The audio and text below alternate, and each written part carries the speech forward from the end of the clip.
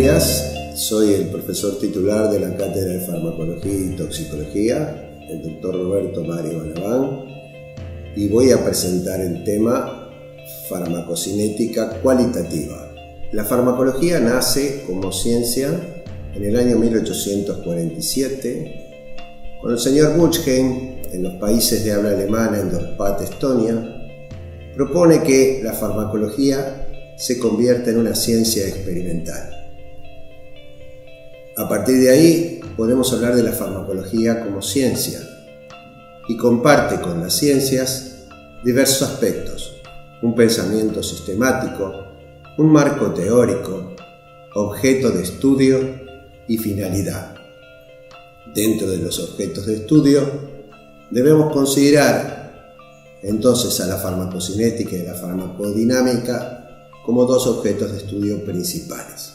Además, es bueno que ustedes sepan que, a diferencia de otras ciencias, la farmacología carece de metodologías propias, por lo cual es muy importante que se recuperen contenidos de las diferentes disciplinas para poder construir el conocimiento en farmacología.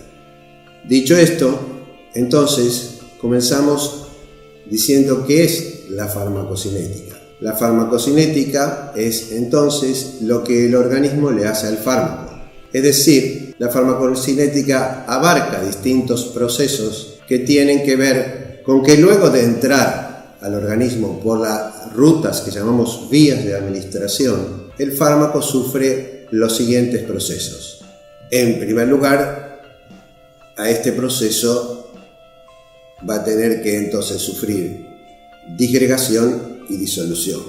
En segunda, este proceso se denomina fase farmacéutica. En segundo lugar, el fármaco será absorbido.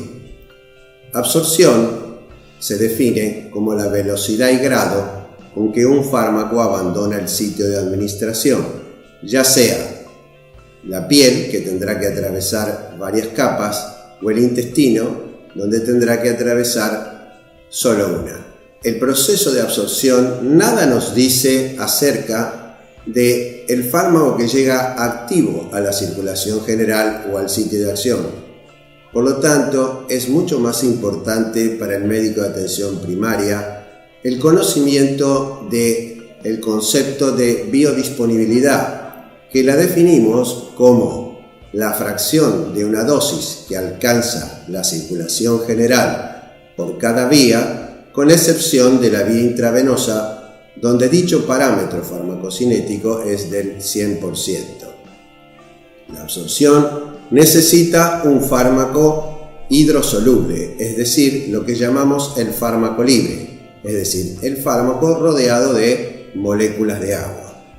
Pero luego que se produce la misma, que el fármaco debe atravesar membranas, debemos saber que el fármaco lo hace mucho más a través de las células que entre las células. Por eso se deberá recuperar los contenidos que tienen que ver con la estructura de la membrana celular y el mosaico fluido. Una vez que se produce la llegada del fármaco a circulación general, lo podemos encontrar como fármaco libre y como fármaco unido a proteínas.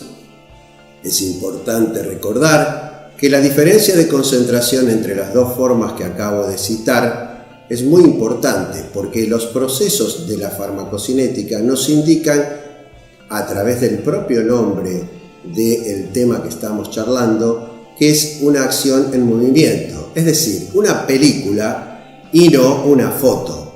Por lo tanto, los procesos que tienen que ver con la distribución del fármaco, el metabolismo y excreción que siguen luego, reducirán el fármaco libre y permitirán la disociación del fármaco de su unión a proteína, porque mientras el fármaco se encuentra unido a proteína, es como cuando ustedes tienen en una caja de ahorro depositado el dinero, ese dinero no se puede retirar si ustedes no van al cajero, ¿sí? O tienen un plazo fijo, mientras que el fármaco está depositado en la proteína, es inactivo y no puede seguir los distintos procesos que nos referimos hace un momento. Por eso es el fármaco libre, el fármaco activo, y ese fármaco libre seguirá los distintos procesos. Es decir, el fármaco libre podrá entonces ahora dirigirse a los sitios de depósito, grasa, músculo, hueso, transcelulares, etcétera, líquido intestinal. Y desde allí el fármaco podrá encontrarse también en estas dos maneras, unido a depósito y libre, y solo el libre podrá volver a la circulación general. El fármaco libre que se encuentra en la circulación general también podrá ir a la biofase o, como llamamos, al sitio donde va a realizar su acción, que en general son los receptores. Y se encontrará también igualmente en las dos formas, libre y unido a receptor, y solo el libre podrá volver. Como ven, hasta ahora hemos mencionado procesos que podríamos decir que tienen flechas de doble dirección, es decir, que puede producirse tanto una llegada del fármaco al sitio, por ejemplo al de depósito, y puede volver. Sin embargo, también tenemos que considerar que esto no se da en todos los casos. El fármaco libre, por ejemplo, puede dirigirse a los sitios de biotransformación, es lo mismo que decir metabolismo, es decir, lo mismo que sitios donde el fármaco por acción de proteínas especializadas que tienen la función de enzima, sufrirá transformación química. Y es esto lo que explica que este proceso, una vez que se realiza, no es el mismo fármaco que llegó, por ejemplo, a la gran usina que es el hígado, sino que ya a este producto del metabolismo lo llamamos metabolito. Y es el metabolito libre el que vuelve a la sangre. Y desde allí podrá hacer lo mismo que ha hecho el fármaco libre. Por otro lado, también tenemos que el proceso de excreción renal es el proceso también de una flecha. Finalmente, quiero señalar por qué debemos conocer todo esto que acabo de mencionar, cuál es la importancia de esto que hemos visto, y es que la concentración que se va a obtener en el sitio de acción está relacionada con todos estos procesos que hemos mencionado, y su conocimiento va a permitirnos el ajuste de dosis en cada paciente en particular. Cito dos ejemplos. Si el paciente, su función renal está alterada, podríamos decir que en ese caso el fármaco puede acumularse, aumentar su concentración en sangre y producir toxicidad. Pero supongamos que este paciente toma un medicamento y le gusta también habitualmente consumir productos herbarios.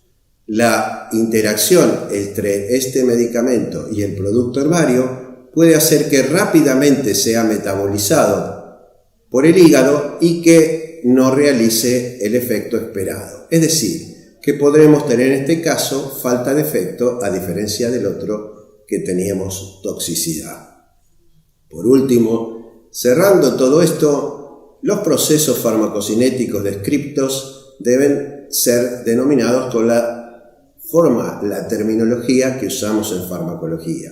Todo lo que tiene que ver con distribución, metabolismo y excreción lo llamaremos disposición del fármaco, y al metabolismo y la excreción le llamaremos eliminación. Noten qué diferencia tenemos con fisiología. En fisiología, cuando nosotros hablamos de excreción renal y nos referimos a la eliminación, nos referimos solo a esta manera. En farmacología, la eliminación es la suma de los procesos de metabolismo más excreción.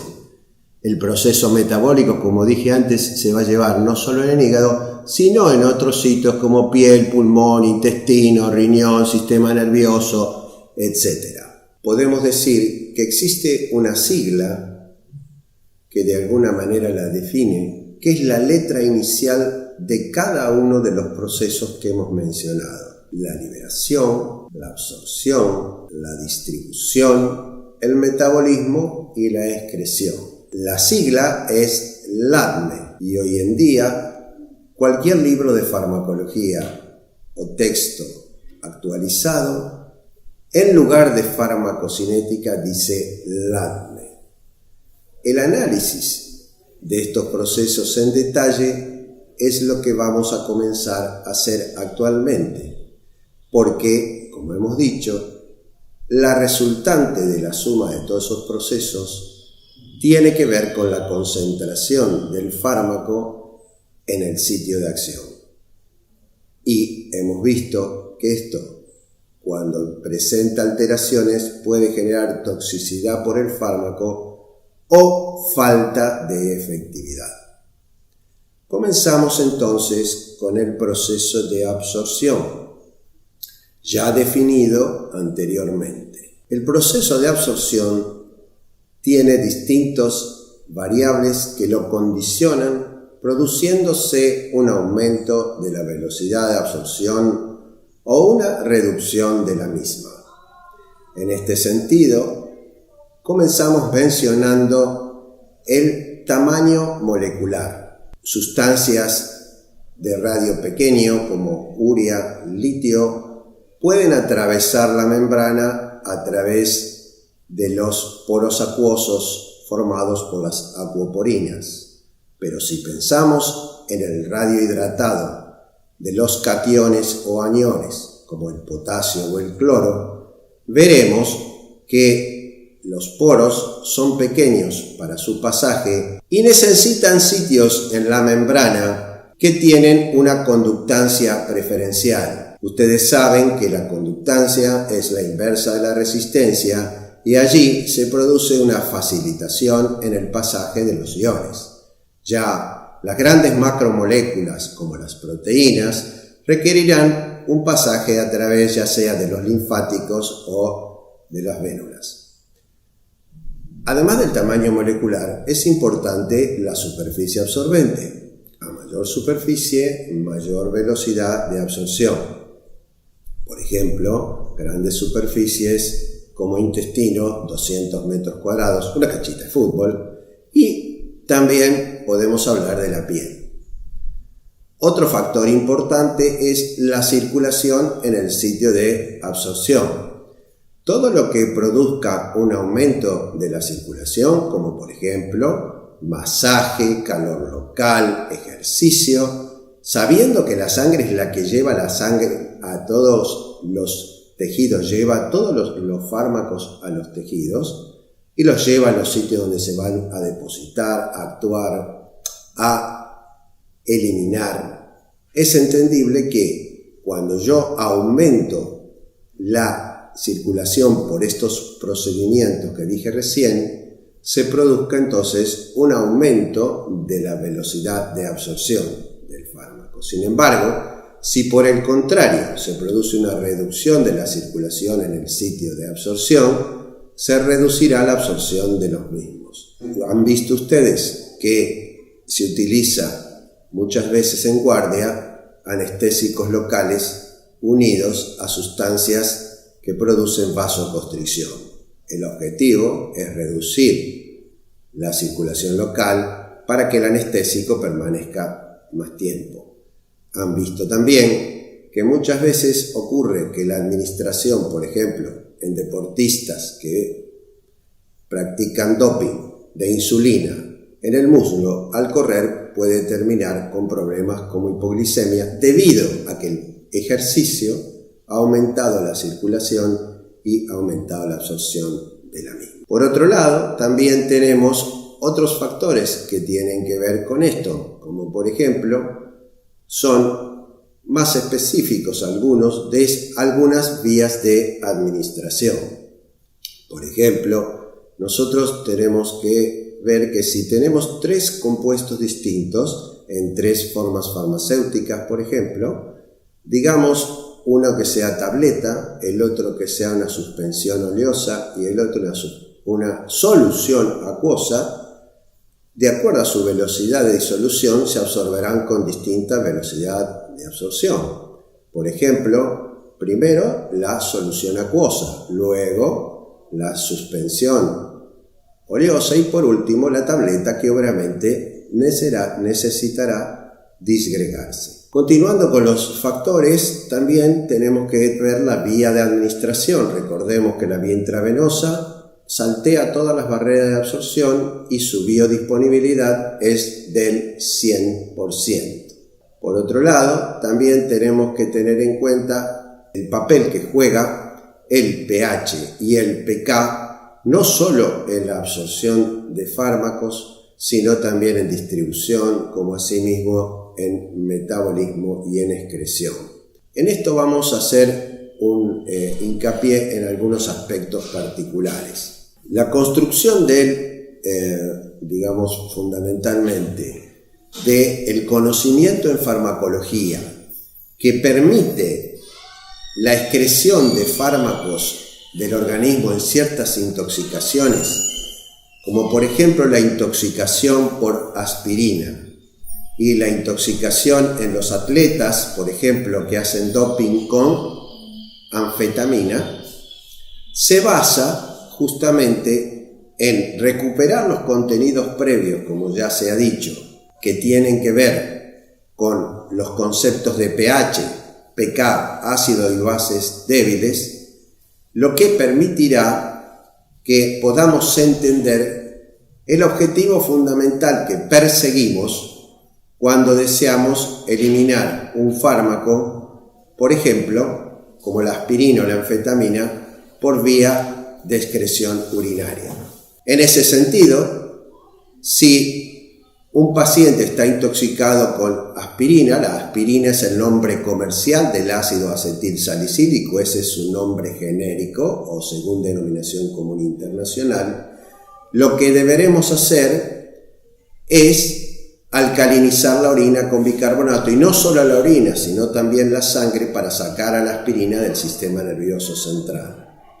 Es importante que esa alcalinización, al reducir los protones de la orina, permitirá que el ácido débil se disocie, aumentando francamente su fracción hidrosoluble sobre la fracción liposoluble, llevando la relación entre ambas fracciones de 10:1 a 100.000 a 1 en una orina alcalina con respecto a una orina ácida.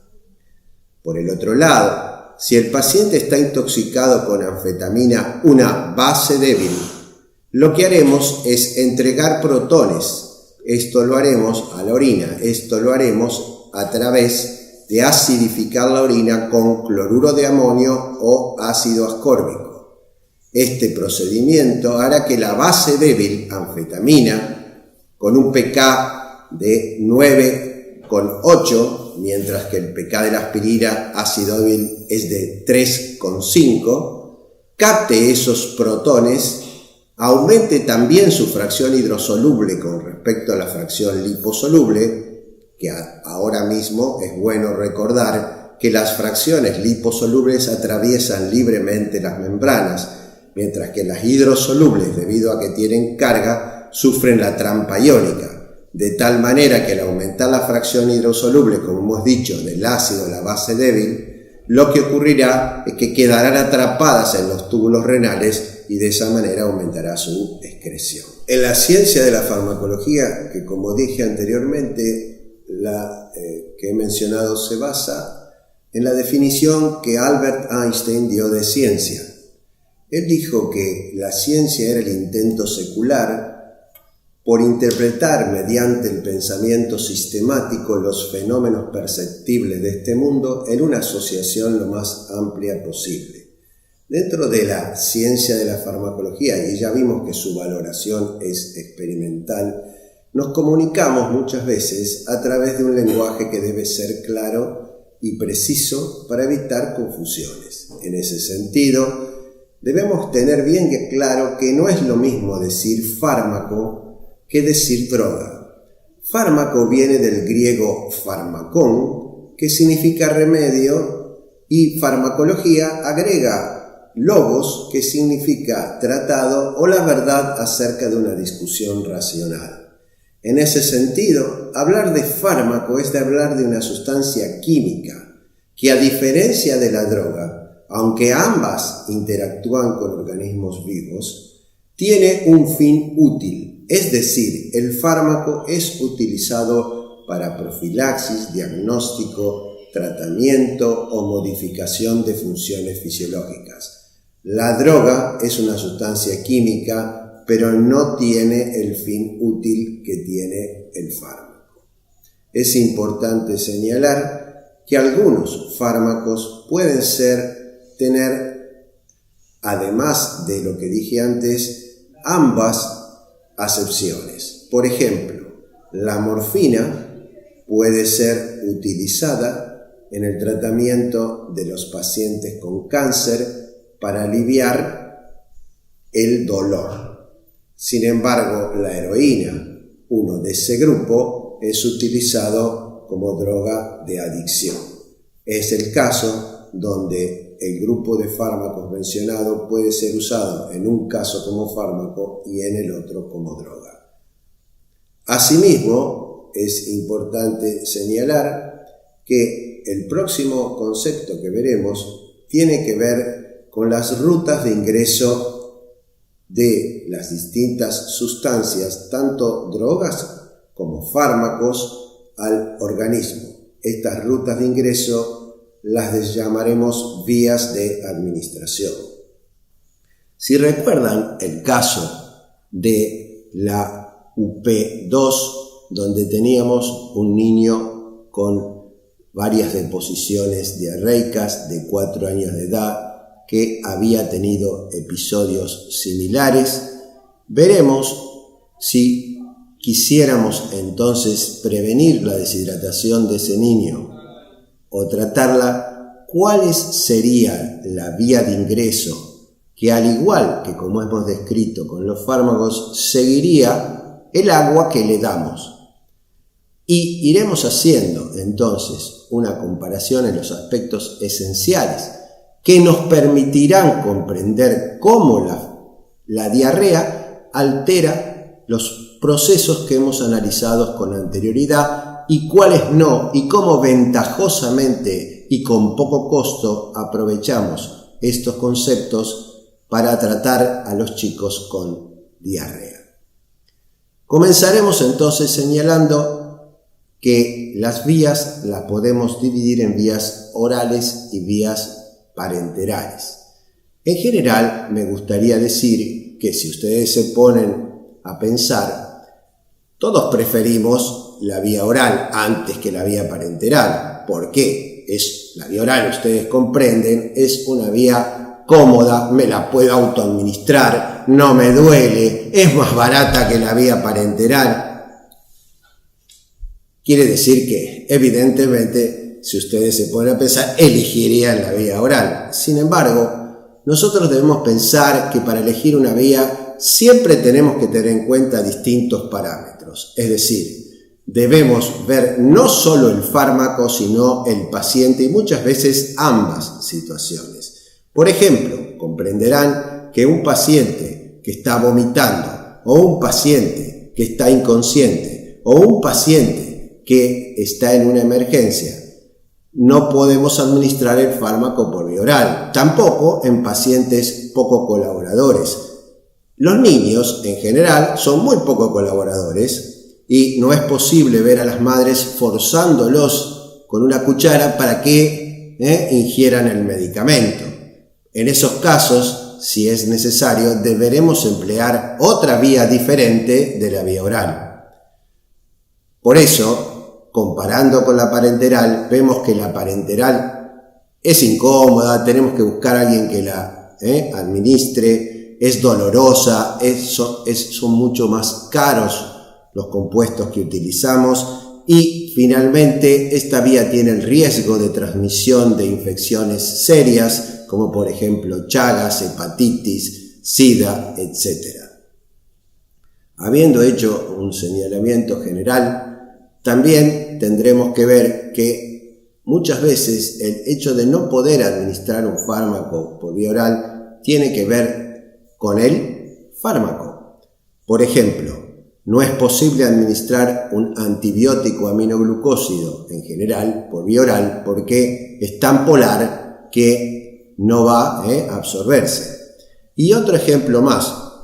Como ustedes saben, los indios del Amazonas utilizan en sus flechas, para paralizar a los animales, el curare, que es un veneno que produce entonces un efecto de parálisis muscular.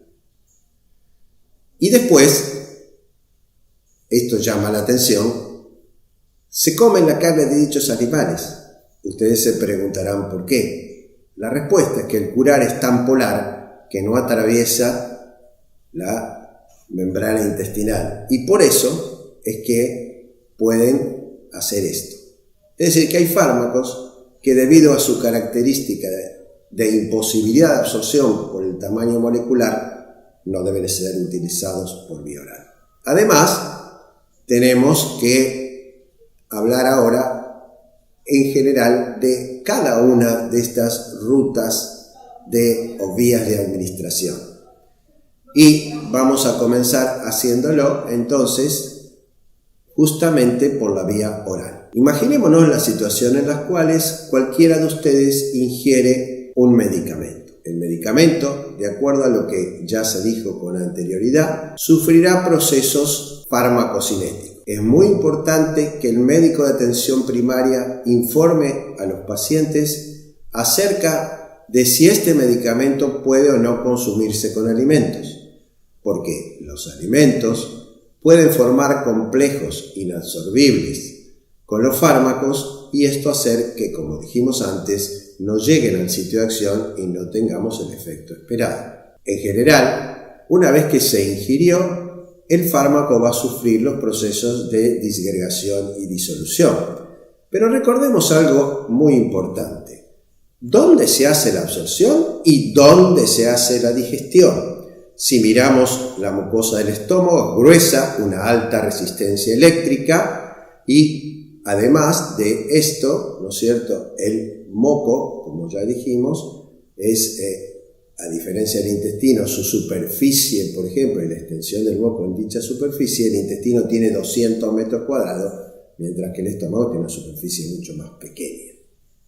Por esa razón, el estómago, su función principal es la digestión, mientras que el intestino, con una gran superficie, una membrana delgada y una baja resistencia eléctrica, su función principal es la absorción.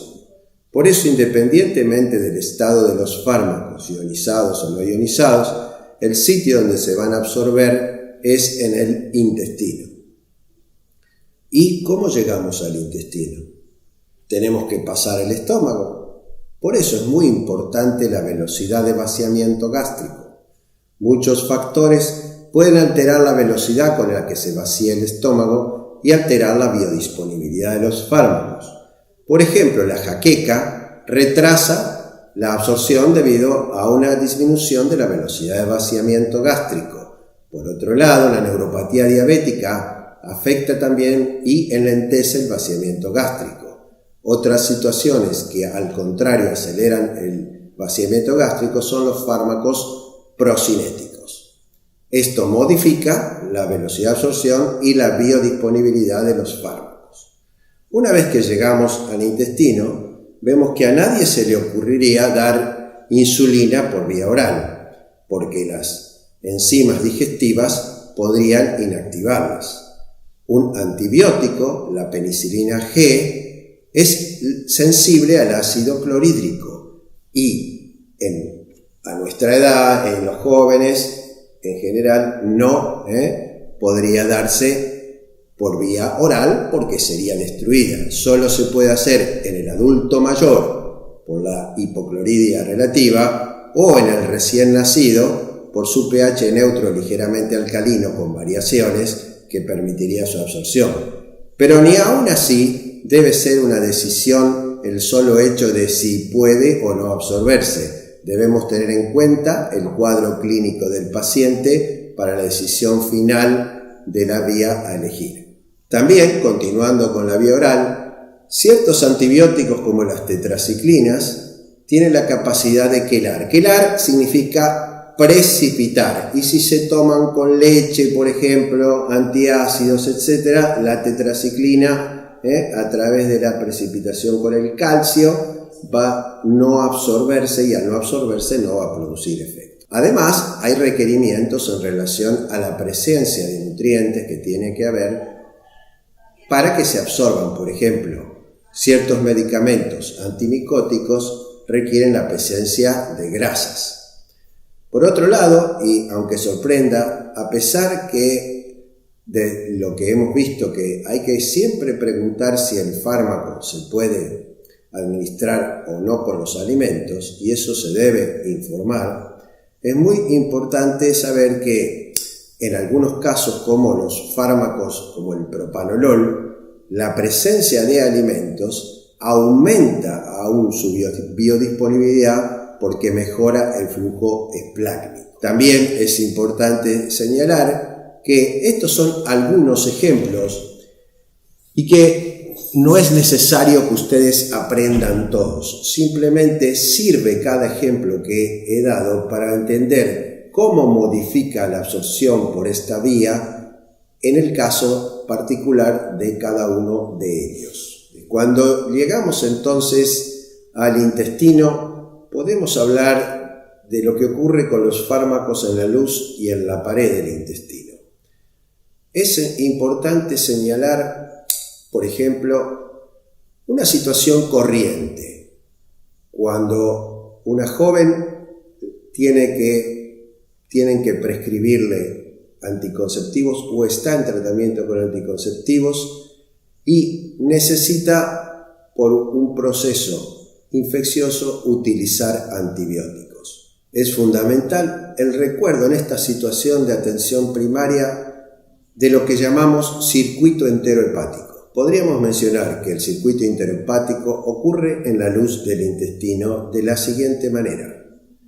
El anticonceptivo llega a la luz intestinal, sufre un proceso de absorción y por vía porta llega al hígado, una parte pasa a la sangre y ejerce su acción y lo que está en el hígado va a ser metabolizado con ácido glucurónico y eliminado nuevamente por bilis al intestino. La flora intestinal, a través de una enzima que posee, separa nuevamente el anticonceptivo del ácido glucurónico y el anticonceptivo vuelve a seguir el camino descrito: intestino, porta, hígado, bilis, intestino. Esto es lo que llamamos circuito enterohepático. El antibiótico que el médico prescribe a la joven podría destruir la flora intestinal y a través de esto impedir que el anticonceptivo sea absorbido, con la consecuencia seria muchas veces de repercusión social en ciertas personas que llevaría a embarazos. Por eso es muy importante recortar el circuito enterohepático y lo que hemos dicho recién. También hay muchas sustancias, por ejemplo, que pueden ser entonces, además de lo principal que he dicho, solo menciono esto, que pueden ser metabolizadas en la luz del intestino. Por otro lado, en la pared del intestino también puede haber metabolismo, y ese metabolismo puede también reducir la biodisponibilidad de los fármacos. Y siempre debemos recordar que la dosis que se debe administrar por vía oral debe ser mucho mayor que la que nosotros tenemos que administrar por vía parenteral. Porque cuando hablamos de biodisponibilidad dijimos fracción de una dosis que alcanza la circulación general. Pero esa fracción puede verse severamente reducida por estos metabolismos y de esa manera no llegar ni lo suficiente para producir el efecto. Finalmente, no solo existe metabolismo en la mucosa intestinal, sino que la mayoría de los fármacos que sean administrados por vía oral van a sufrir lo que se llama el metabolismo del primer paso por el hígado. En otras palabras, de ahora en adelante, primer paso hepático. Ese metabolismo, como dije antes, al igual que el de la pared intestinal, puede reducir en forma muy importante la biodisponibilidad. Entonces, ¿qué conclusión tenemos que sacar de esto? Hagamos una relación entonces tipo razón. Si el metabolismo del primer paso aumenta, se reduce la biodisponibilidad. Entonces, ¿qué hago? Tengo que darle el fármaco al paciente. Tendré que usar vías que eviten el efecto del primer paso. Y en ese sentido, ustedes recordarán que cuando un paciente con un problema, por ejemplo, de angina de pecho, ¿dónde se coloca la pastillita? Debajo de la lengua. ¿Por qué? Porque esta es una de las vías que va a evitar el efecto del primer paso. Recordarán anatomía, hay que revisar los conocimientos previos de anatomía y diremos entonces que va a ir, el camino será abajo de la lengua, lingual, yugular, cava superior, irá al corazón de esa manera y evitará entonces el efecto del paso por el hígado. Además de la vía sublingual, podemos mencionar otras vías que también evitan el efecto del primer paso, como son la vía transdérmica, los parches, vieron que se ponen parches anticonceptivos, parches de nicotina, distintos parches. También lo puede evitar la vía transmucosa, que es una forma en la cual colocamos en pacientes con angina de pecho entre la parte de atrás del labio y la encía la pastillita y se va disolviendo rápidamente con un efecto relativamente más prolongado que otras formas de administración. También puede evitarse el efecto del primer paso por la vía parenteral, o sea, todo lo que tiene que ver con la vía intramuscular, intravenosa, subcutánea, intraarterial, intratecal. Además, puede evitarse en parte el efecto del primer paso si hablamos de la vía rectal, claro, porque el 50% de la sangre pasa, ¿no es cierto?, por la hemorroidal superior, que tiene que ver con la porta, y la otro 50% va a la cava. Lo que va evidentemente a la porta se metaboliza, o sea que lo que evita el efecto del primer paso es el 50%. Y finalmente quiero decirles algo en especial de la vía pulmonar. Uno pensaría de base que si uno hace el PAF en el paciente, ese PAF lo que va es al pulmón, a la parte bronquial, y no habría entonces efecto del primer paso.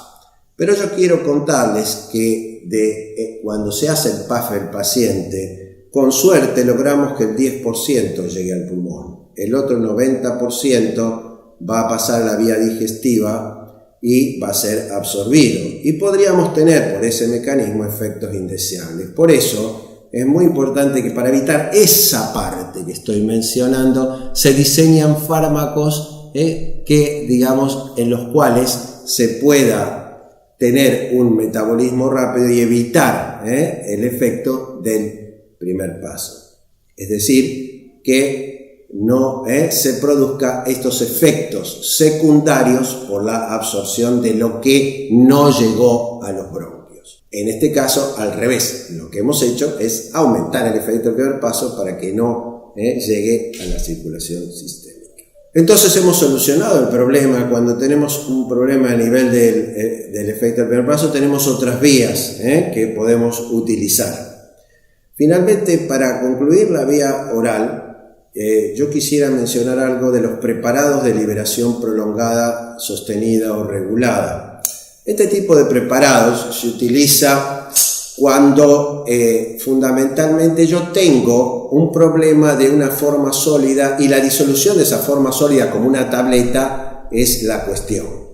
Entonces, lo que se hace es colocar el fármaco, la sustancia, en polímeros que van liberando gradualmente la sustancia y van determinando entonces una absorción lenta, constante y concentraciones plasmáticas más uniformes, con lo cual logramos evitar los picos de concentración plasmáticas de las llamadas formas de liberación inmediata y disminuir la toxicidad. Ahora, siempre que hay un beneficio, hay un riesgo. Y ese riesgo es que, pensémoslo de esta manera, hasta aquí todo bárbaro, pero ¿qué pasa si, suponiendo esa vaina, ese polímero en el que está disuelto el medicamento, es, por ejemplo, higroscópico, es decir, absorbe agua para liberar la sustancia? Podría ocurrir que la vaina se rompa y toda la dosis del día de un antiinflamatorio no esteroide sea vertido en el aparato digestivo del paciente, generando daños graves como por ejemplo hemorragia digestiva. Por eso, cuidado con esto, que siempre que hay un beneficio hay un riesgo. Y además, los laboratorios ¿tienen forma de sacar también algún provechito de esto? Sí, evidentemente, porque si piensan, este tipo de medicamentos deberían ser utilizados para fármacos de vida media corta, que queremos que duren más. Es decir, vida media, les recuerdo el concepto, es el tiempo requerido en horas para que la concentración plasmática de fármaco no modificado se reduzca a la mitad de la anterior. Si un fármaco tiene una vida media corta, evidentemente ahí es donde yo tengo que hacer un preparado de liberación prolongada. Si el fármaco tiene vida media larga, no se justifica y son caros. Por último, quiero señalar que son convenientes para el paciente, porque ustedes coincidirán conmigo que una de las cosas que más molesta es tener que levantarse a la noche a tomar el medicamento. Con este tipo de medicamentos podemos evitar la administración nocturna.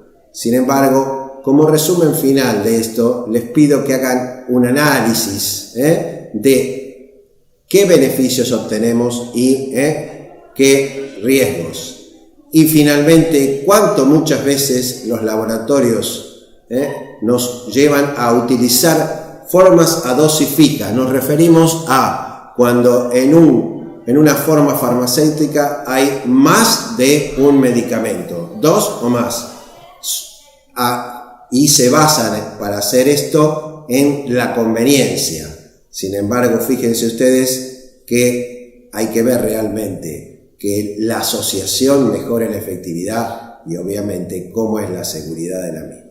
Habíamos dicho que en la UP2 tenemos un chico con diarrea y antes hemos mencionado que se alteran los procesos de absorción. Pero ¿cuál es el mejor tratamiento para un chico con diarrea? Evidentemente una adecuada alimentación y una adecuada hidratación. Uno de los grandes avances científicos de este siglo es el descubrimiento y la síntesis, digamos, la formulación de las sales de rehidratación oral. Si analizamos estas sales, tienen cloruro de sodio, cloruro de potasio y glucosa, pero ¿para qué? Además citrato. ¿Para qué tienen glucosa? No es para dar energía al chico. La finalidad es aprovechar el transporte primario y secundario en el intestino, porque en la diarrea lo que no se va a alterar es el transporte glucosa-sodio. Y entonces, ubiquémonos en la membrana intestinal. Cuando el chico ingiere la solución oral, la glucosa que trae se une al sodio y se produce un cotransporte glucosa-sodio, aprovechando la energía del transporte activo primario dado por la membrana vasolateral que se encuentra, es la bomba de sodio-potasio que se encuentra en la membrana vasolateral del enterocito y que genera un gradiente permanente de sodio que permite que la glucosa se transporte con el mismo y junto con el sodio se absorbe agua del intestino. Y esa agua sirve tanto para prevenir la deshidratación como para tratarla a un costo muy bajo.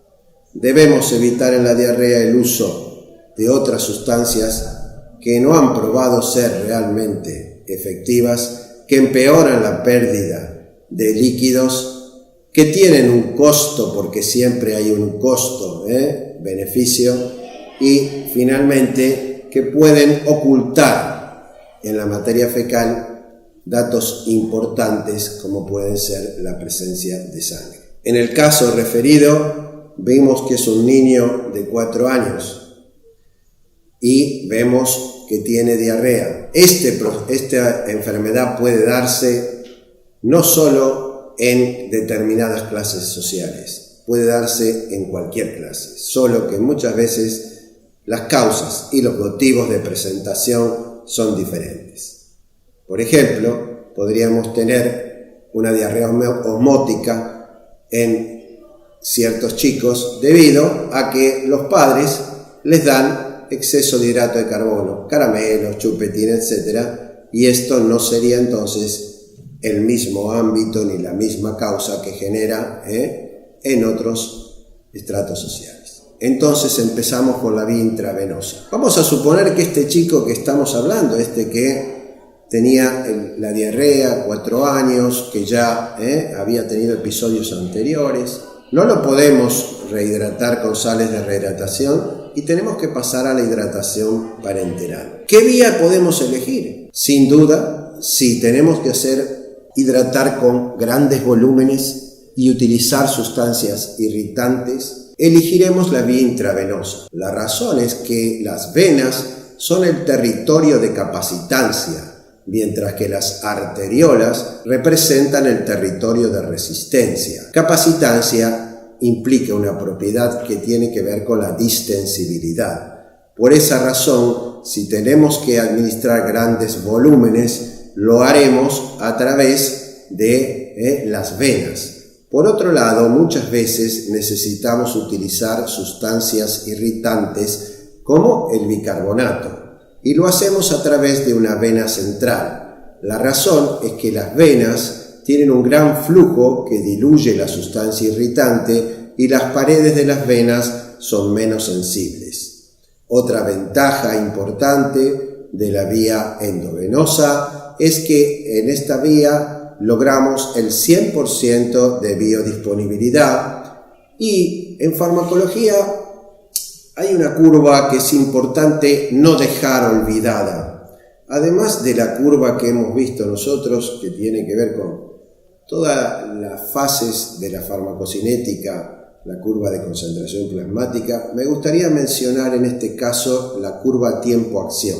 Se refiere al concepto de latencia. Latencia es el tiempo que demora un fármaco desde que se administra hasta que hace su efecto. Tiempo al efecto máximo, desde que aparece el efecto hasta que éste llega al máximo. Y duración del efecto, desde que el efecto aparece hasta que el efecto desaparece. Cuando utilizamos la vía intravenosa, al colocar directamente la sustancia en sangre, acortamos la latencia y logramos el efecto mucho más rápidamente. Además, otra cosa que hacemos es importante, podemos ajustar la dosis de acuerdo a la característica de respuesta del paciente. Hemos hablado de las F, las fortalezas. Vamos a hablar un poco de las debilidades de esta vía.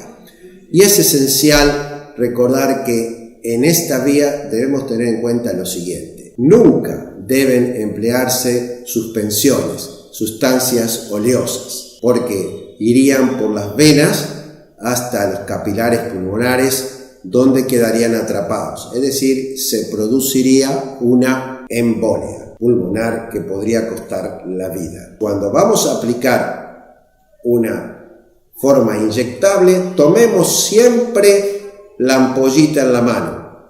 La ampollita debe ser clara, debemos ver a través de ella. Si es turbia, jamás debemos utilizarla por vía intravenosa.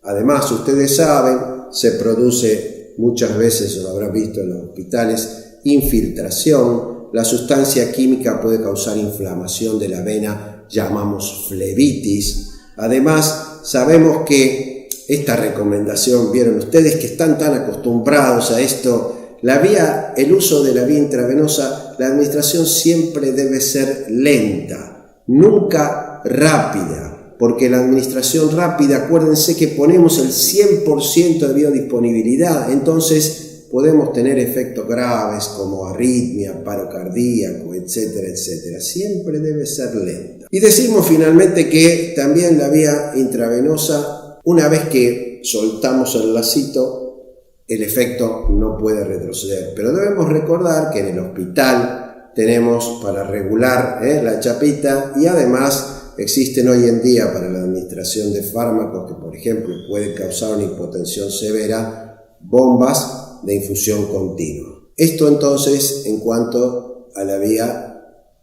intravenosa.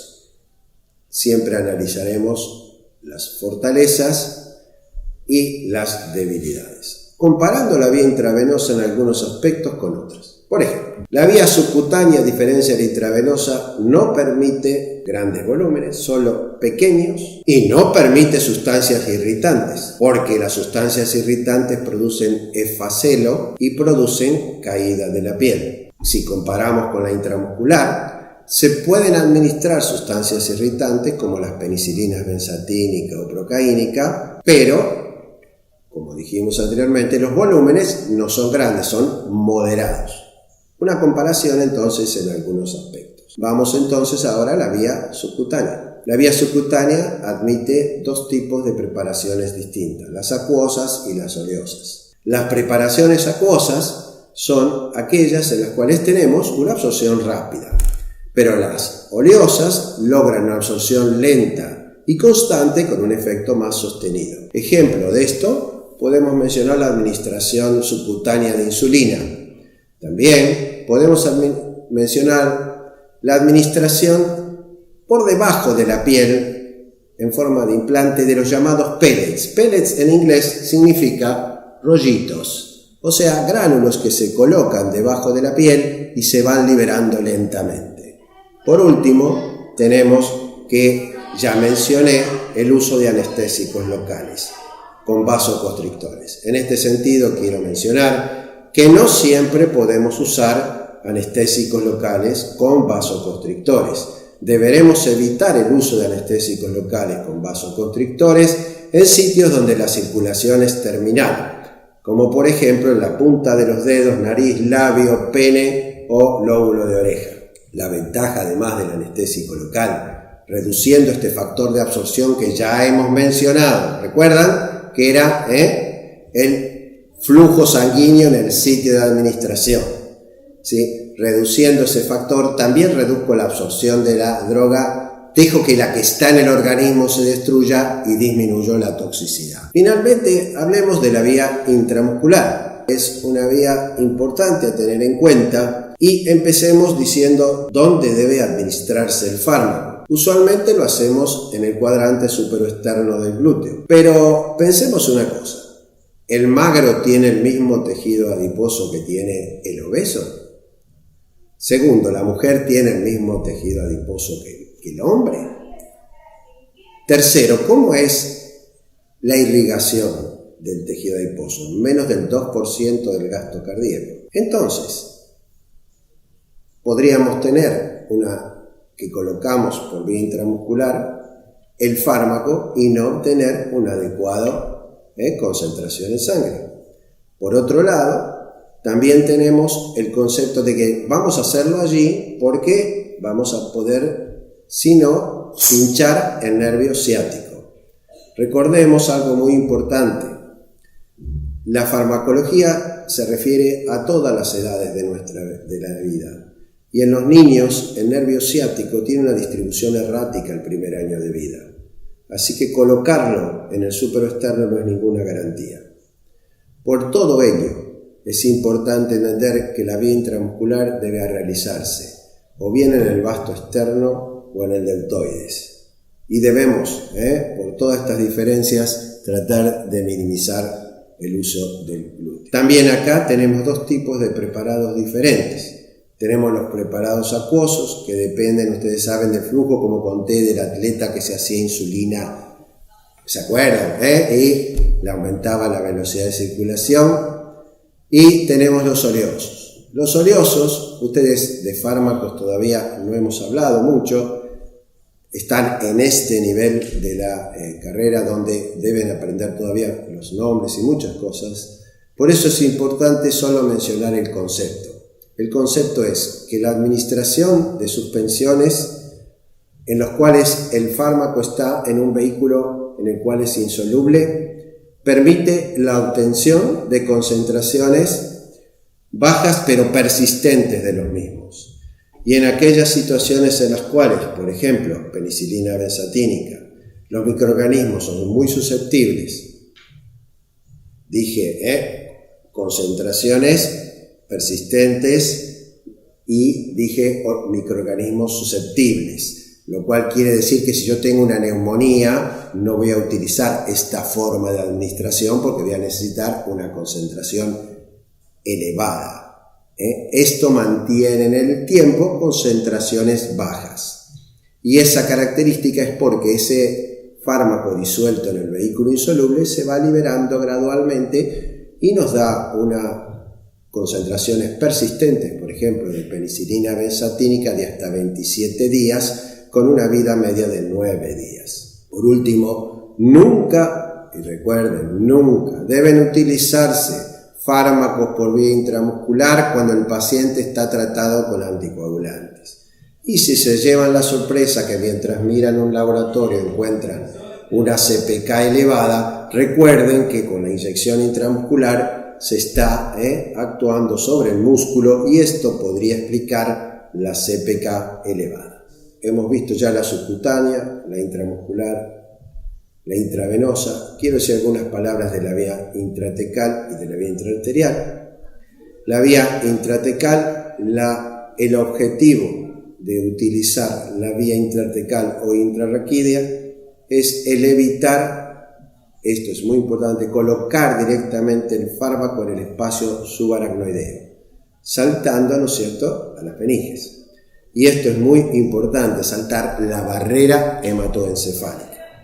Se va a colocar entre la primera y la segunda lumbar y una vez que la administremos vamos a tener que retirar líquido para evitar cefalea.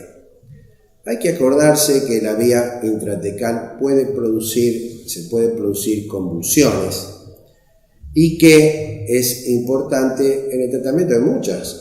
Por ejemplo, el uso de anestésicos locales, el uso de anestesia, por ejemplo, de analgesia regional con opioides y, por supuesto, en el tratamiento de enfermedades de tipo neoplásicas. Además de la vía, entonces, intratecal, tenemos la vía intraarterial, es una vía especializada, se usa en oncología para la embolización, pero la característica esencial que les quiero recordar que es la única vía que evita tanto el efecto del primer paso hepático como del primer paso por el pulmón. Es la única vía que evita ambos. Hablando de la vía rectal, dejo las parenterales. Hablando de la vía rectal es una vía entonces que tiene la característica de la regla de las 3 I. Esto significa que la absorción es incompleta e irregular y muchos compuestos pueden ser irritantes. Por ello se vuelve muy importante pensar cuándo la usamos, ¿no? Si el chico tenía, ¿se acuerdan?, vómitos, no podíamos darle por vía oral. Vemos la incoherencia donde hay gente tomando las gotitas para los vómitos y está con vómitos. Sabemos que la absorción del estómago vacío es alrededor del 70%, imaginémonos si encima el paciente está con vómitos. Entonces, ¿para qué la vamos a usar? En el pasado se usó para muchas cosas, pero hoy en día quiero recalcar la importancia del tratamiento, por ejemplo, en pacientes que tienen lo que llamamos convulsiones febriles. Entonces muchas veces en ciertos países se utilizan formas de administración rectal como supositorios. En el nuestro los más importantes son las enemas de retención. Entonces en esos usos, en el caso de convulsiones, en el caso de prevención, se podría utilizar la vía rectal. La vía inhalatoria es una vía que puede tener, digamos, es muy utilizada, puede utilizarse en emergencias, por ejemplo, a través de la tráquea, puede utilizarse también adrenalina, atropina, y es una vía que se utiliza mucho en el tratamiento de, por ejemplo, enfermedades como asma y EPOC. En estos casos utilizamos distintos tipos de fármacos como broncodilatadores, por ejemplo, anticolinérgicos, corticoides, etcétera, etcétera. Es importante en este sentido lo que dije antes, que con la mejor técnica llegábamos a lograr que un 10% llegue a los bronquios. También es importante señalar que es muy difícil calcular la dosis en esta vía de administración y que muchos productos pueden ser irritantes. Es también esta vía una vía de excreción de tóxicos, menciono por ejemplo, entre otros, al querosén, y también una vía de abuso, por ejemplo, para el tolueno con el famoso oxirrano. La vía cutánea podemos entender que la piel es una barrera, generalmente de tipo, y pasan las sustancias liposolubles, pero que cuando está dañada y tenemos que la hipodermis permite el pasaje de muchas sustancias, sobre todo, por ejemplo, insecticida disuelto en vehículos orgánicos y otros, corticoides, distintos tipos de sustancias. Además, debemos pensar que puede ser una vía útil, por ejemplo, la administración por la vía tópica, como la vamos a llamar, en algunos casos, como por ejemplo la administración intranasal de hormona antidiurética. Pero que también el uso de gotas nasales, por ejemplo, por esta vía, puede traer consecuencias graves. En el pasado, el uso de gotas nasales en los chicos menores de 1 año trajo aparejado episodios de bloqueo AB, hipoglucemia, convulsiones, etc. Y ya no se usan más gotas con este compuesto que llamamos una fasolina a esa edad, y la única gotita que podría administrarse es el suero fisiológico. Además, llevemos ahora qué produce este tipo de medicamento en personas, en adultos mayores. En el adulto mayor puede producir problemas de vasoconstricción y si el paciente tiene enfermedad coronaria puede agravarlo o llevar a un infarto. Además, ¿cuál es el otro problema en los jóvenes? Las gotitas que se aplican en la nariz no se quedan en la nariz, como ya hemos visto, pero además tienen efectos locales.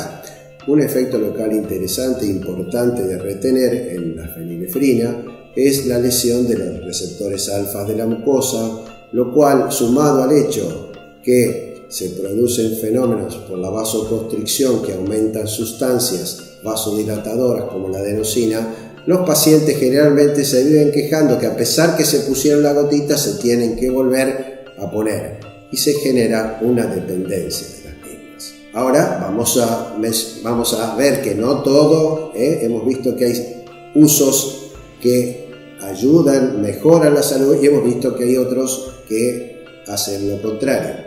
El uso, por ejemplo, que beneficia a los pacientes es el uso, por ejemplo, de la llamada vía transdérmica, con parches de nitroglicerina, parches de estrógeno o parches de escopolamina que al ser ubicados detrás de la oreja tenemos allí nosotros un volumen circulatorio apropiado, calor, todo lo que favorece la absorción del compuesto y se usan, por ejemplo, en la cinetosis. ¿Y qué es la cinetosis? La cinetosis, ¿vieron? Son esas personas que cuando suben a los barcos, a los colectivos, a los aviones, se marean.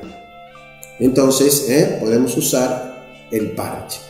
También existen los llamados insertos oculares que liberan fármacos y que son sumamente útiles. Una recomendación especial al paciente es que cuando se utilizan medicamentos por vía ocular para el tratamiento del glaucoma, como son los beta bloqueantes, específicamente el timolol, debe recordarse que el paciente debe hacer una compresión del conducto lacrimonasal para que esta sustancia no pase a la vía sistémica, porque esta vía tiene exento el efecto del primer paso y podría tener una bradicardia o un paro cardíaco. Es muy importante recordárselo. Distintas edades nos muestran todo esto que hemos dicho.